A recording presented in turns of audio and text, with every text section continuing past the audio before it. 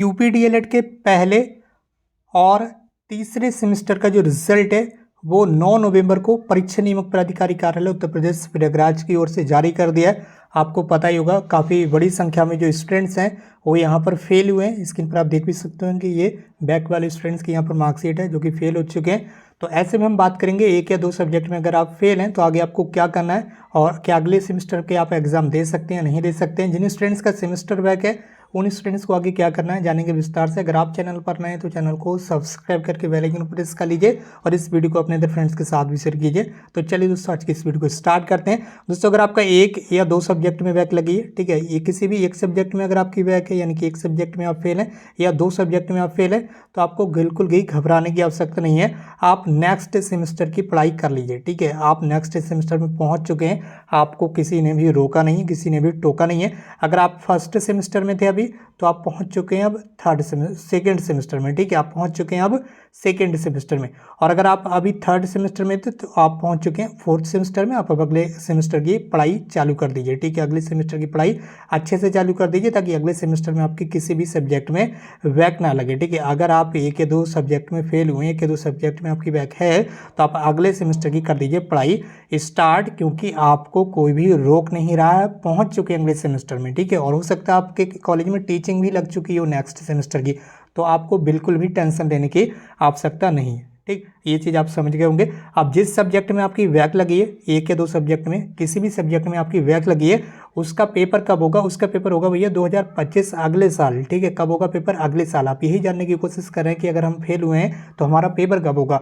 वो होगा अगले साल। और उसकी डेट कॉलेज से आपको पता चल जाएगी। आपको घबराना नहीं है बिल्कुल। कॉलेज वाले कॉल कर करके आपको बुलाएंगे कि भैया आइए अपना एग्जाम फॉर्म फिल कीजिए, आइए अपना एग्जाम फॉर्म फिल कीजिए, ठीक है। वो 3 बार आपको बताएंगे।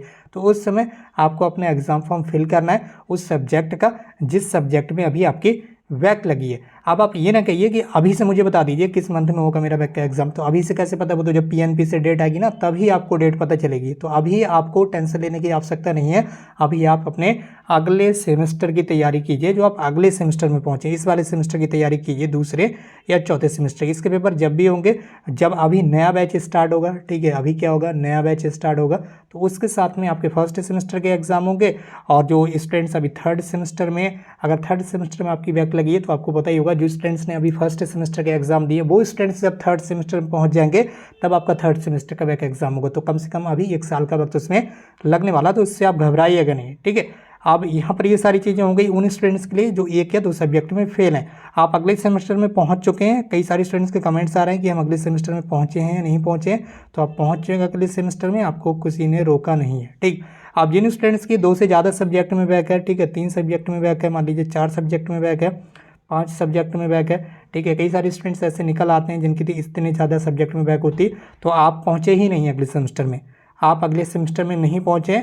आपने जिस सेमेस्टर के अभी एग्ज़ाम दिए थे, पहले या तीसरे सेमेस्टर के एग्ज़ाम दिए होंगे आपने, जिस भी सेमेस्टर के आपने एग्ज़ाम दिए थे उसी सेमेस्टर की आप दोबारा से तैयारी कीजिए, ठीक है। उसी सेमेस्टर की, अगर फर्स्ट सेमेस्टर में आपकी सेमेस्टर बैक है या थर्ड सेमेस्टर में आपकी सेमेस्टर बैक है तो आप फिर से इसी सेमेस्टर की तैयारी कीजिए। आपको केवल और केवल एग्ज़ाम फॉर्म फिल करना है, केवल एग्ज़ाम फॉर्म फिल करना है। उसकी फीस कॉलेज में जमा करना है जब एग्ज़ाम होंगे, ठीक है। जब फर्स्ट सेमेस्टर के एग्ज़ाम होंगे, अभी नया एडमिशन स्टार्ट हो रहे हैं तो उसमें फर्स्ट सेमेस्टर के जब एग्ज़ाम होंगे तो फर्स्ट सेमेस्टर के आपको एग्ज़ाम देना है, और थर्ड सेमेस्टर के जब एग्ज़ाम होंगे तो थर्ड का आपको एग्ज़ाम देना है। केवल एग्ज़ाम फॉर्म की फीस आपको कॉलेज में देना। आप ये ना सोचिए कि मुझे कोर्स की फीस दोबारा से देना है, ठीक।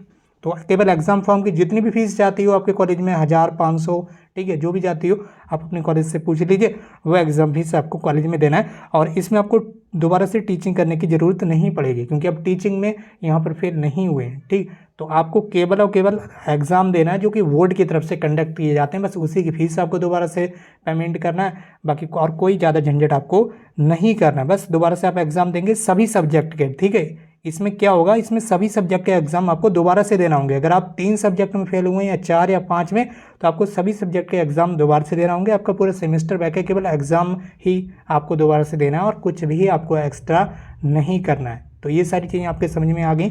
बाकी इस वीडियो को कर दीजिए ज़्यादा से ज़्यादा शेयर। अगर आपको कोई सवाल है तो नीचे कमेंट बॉक्स में ज़रूर लिख दीजिए और इस चैनल को सब्सक्राइब जरूर कर लीजिए क्योंकि यहाँ पर आपको डीएलएड वीटीसी से संबंधित पल पल की अपडेट लगातार मिलती रहती है।